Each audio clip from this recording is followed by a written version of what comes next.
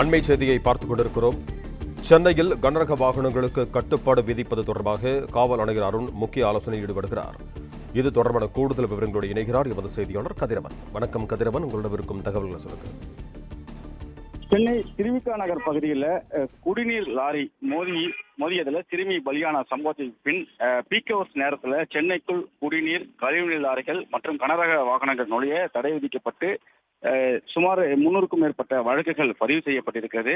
ஏற்கனவே நடைமுறையில் இருக்கக்கூடிய பீக் ஹவர்ஸ் நேரங்களாக இருக்கக்கூடிய காலை 7 மணி முதல் 12 மணி வரையும், அதே போல மாலை 4 மணி முதல் இரவு 8 மணி வரையும் கனரக வாகனங்கள் பொதுச்சாலையில் செல்ல தடை உள்ளதாகவும், அதை அலட்சியப்படுத்தி இயக்கப்பட்ட குடிநீர் லாரியை தான் இந்த சிறுமி இறந்ததாக குற்றச்சாட்டு எழுந்தது. இதனை அடுத்துதான் பீக் ஹவர்ஸ் நேரத்தில் தனியார் குடிநீர் லாரியை அனுமதிப்பதற்காகவும் பல்வேறு கனரக லாரிகள், குடிநீர் லாரிகள் போன்றவற்றுக்கு கட்டுப்பாடு விதிக்கப்பட்டு வழக்குகளும் பதிவு செய்யப்பட்டது.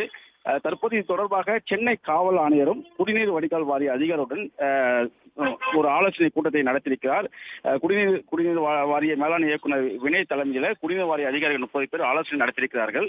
பீக் ஹவர்ஸ் நேரத்தில் தண்ணீர் அருகே இயக்க தடை விதிக்கப்பட்ட நிலையில தட்டுப்பாடு ஏற்பட்டுள்ளதாக குடிநீர் வாரிய ஊழியர்கள் குற்றச்சாட்டிய நிலையில இந்த ஆலோசனை கூட்டமானது நடத்தப்பட்டிருக்கிறது. ஆலோசனையில் குடிநீர் வாரிய அதிகாரிகள் தரப்பில் பல்வேறு தகவல்கள் காவல் ஆணையரிடம் முன்வைக்கப்பட்டதாகவும், அதன் பின்பாக இவர்களுக்கு விதிக்கப்பட்டுள்ள தடை மட்டும் நீங்கப்படுமா என்பது குறித்து ஆலோசித்து நடவடிக்கை எடுக்கப்படும் என்றும் தெரிவிக்கப்பட்டிருக்கிறது.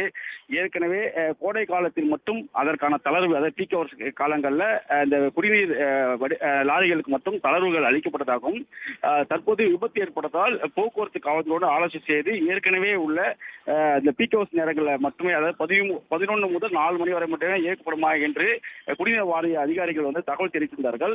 குறுகலான சாலைகளில் மட்டுமே இந்த லாரிகளை இயக்காமல் முக்கிய சாலைகள் வழியாக இயக்கி தேவையான நேரங்களில் இந்த காவல் ஆணையர் குடியிருப்புகள் மற்றும் முக்கிய அலுவலகங்கள், அரசு அலுவலகங்களுக்கு இந்த குடிநீர் தட்டுப்பாடு இன்றி வழங்குவதற்கான ஏற்பாடுகள் செய்வதற்காகவும் முடிவெடுக்கப்பட்டிருப்பதாகவும் தெரிவிக்கப்பட்டிருக்கிறது. அதே போல லாரி ஓட்டுநர்கள் கவனமுடன் செயல்படவும், பள்ளி மற்றும் கல்லூரியில் இருக்கக்கூடிய பகுதியில் மெதுவாக செல்வது குறித்தும் ஆலோசிக்கப்பட்டதாகவும் அறிவுரைகள் வழங்கப்பட்டிருப்பதாகவும் தெரிவிக்கப்பட்டிருக்கிறது.